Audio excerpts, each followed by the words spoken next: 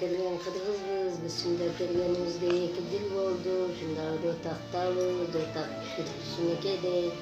Bugün kira yok, yedi sayağız yok.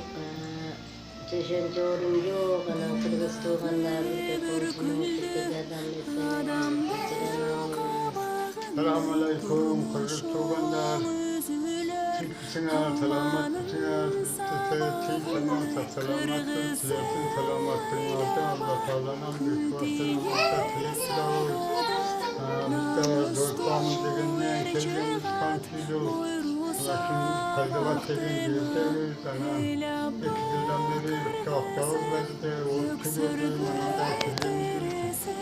Şira, adı akşana çok sançım bolu, kulağın üstünde akçası çok kıymaç. Kesilerden, yüzümüzden tek talak kılığına, tek komşunun tek sıravıdan nasıl yapıyoruz? Selamünaleyküm, hürmetli Kırgız tuğanlar, havarımızda var, bizim geldiğimiz